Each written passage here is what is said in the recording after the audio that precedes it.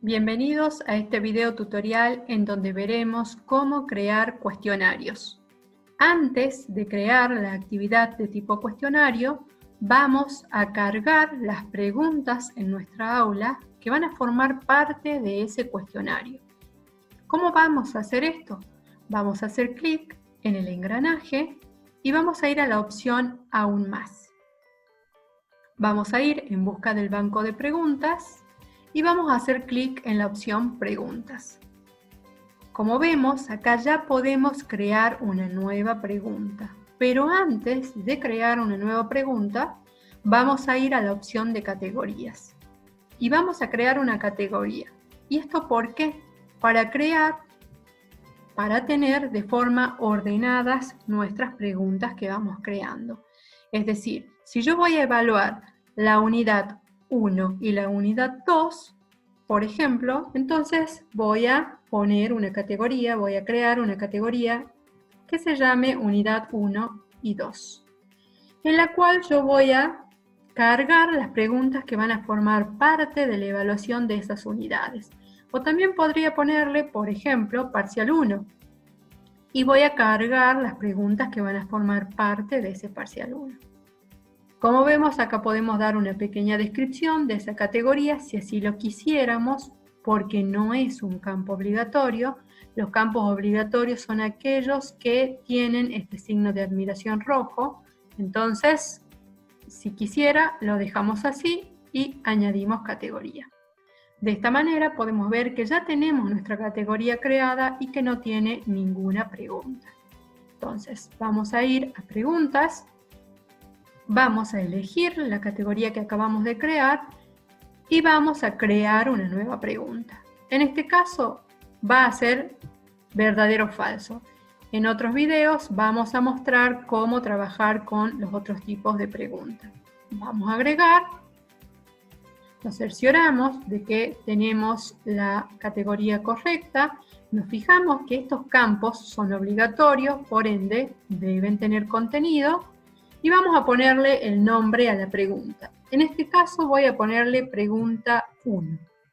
Y luego les voy a mostrar por qué a mí no me gusta ponerle pregunta 1.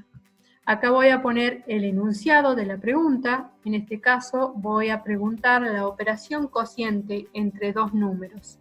¿Es conmutativa? Si nos fijamos, la puntuación por defecto, en este caso está en 1, la vamos a dejar por lo pronto en 1. Más adelante vamos a ver que también tenemos opción a cambiar esa puntuación por defecto. Y acá tenemos la respuesta correcta.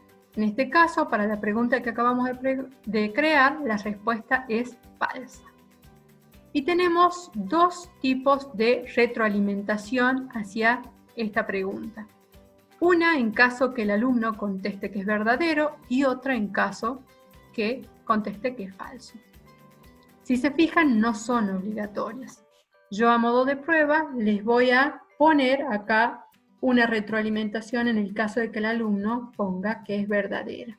Y le voy a poner error, repase las propiedades de la operación. ¿Bien? En caso de que sea falsa, la respuesta es correcta, por lo que podría ponerle correcto, si quisiera. Bien, guardamos los cambios y visualizamos que nuestra categoría ya tiene una pregunta. ¿Dónde está esa pregunta? La visualizamos acá. Voy a crear una nueva pregunta también de tipo verdadero o falso. Voy a agregar. Y en este caso, no le voy a poner al nombre de la pregunta, pregunta 2, sino que voy a repetir el enunciado de la pregunta y el nombre de la pregunta. Voy a preguntar, Moodle es una herramienta de gestión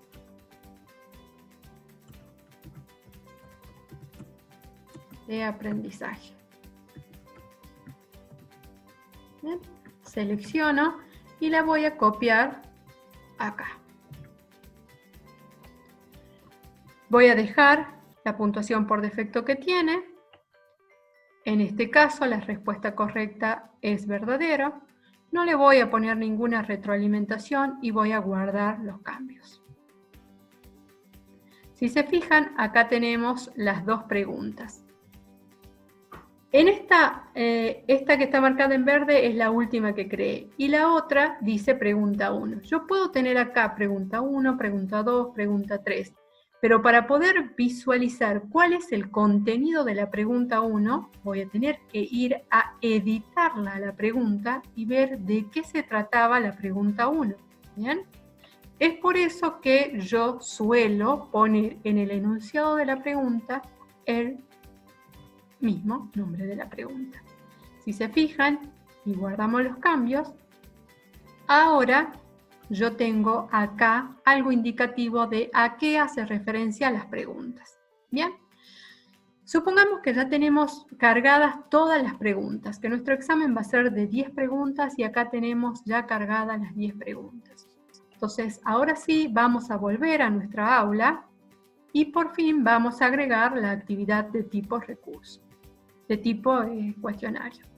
Para ello vamos a ir a activar edición, vamos a añadir una actividad o un recurso, vamos a elegir cuestionario y vamos a ponerle el nombre, por ejemplo, parcial 1.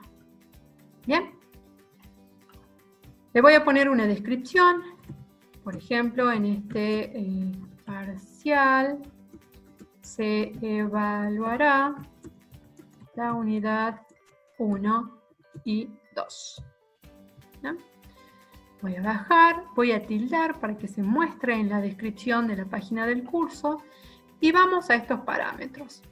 En cuanto a la temporización, vamos a decir cuándo se va a tomar ese examen y le voy a decir, por ejemplo, que va a ser el día 10 de junio a horas 15. Bien. Y va a cerrar ese mismo día, 10 de junio, a horas 14. Perdón, a horas 16. ¿Bien? Y le voy a decir que el tiempo límite que va a tener el examen va a ser de 25 minutos. Es decir, ellos tienen 25 minutos para contestar las preguntas que forman parte de ese parcial. Pasados los 25 minutos se envían automáticamente. Y el tiempo para ingresar es de 15 a 16. Si ellos acceden a las 15 y 55, van a tener exactamente 5 minutos para rendir. ¿Por qué? Porque a las 16 termina el cuestionario, se cierra. Vamos a ir a calificación y en calificación le vamos a poner que se aprueba con 5. ¿Cuántos intentos permitidos tiene para realizar este examen? Le vamos a decir que va a ser 1. En cuanto al esquema, significa que cuántas preguntas se van a mostrar por página. Como yo tengo creadas 2 preguntas, le voy a poner acá que en una página me muestre 2 preguntas.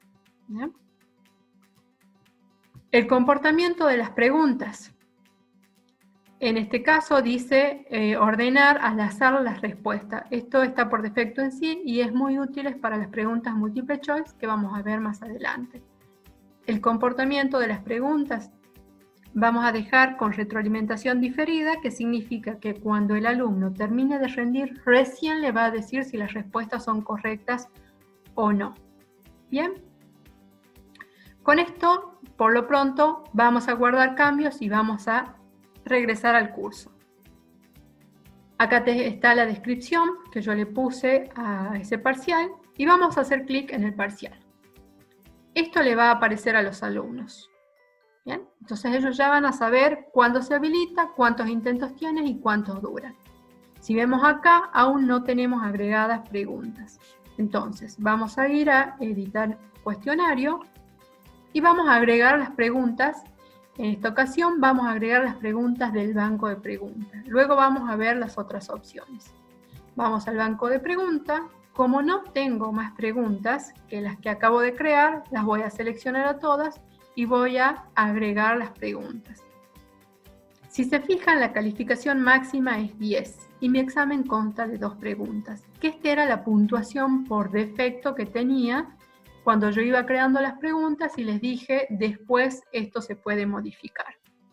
Entonces, hago clic en el lapicito y le voy a decir que va a tener un peso de 5 y esta también va a tener un peso de 5. De esa manera, llego al total de calificación de 10 y también la calificación máxima de 10. Con esto, hago clic en guardar y ya tengo mi parcial listo. Entonces, si se fijan, vamos a ir de nuevo y vamos a desactivar edición. El alumno, cuando ingrese al parcial, va a ver esto. ¿Bien?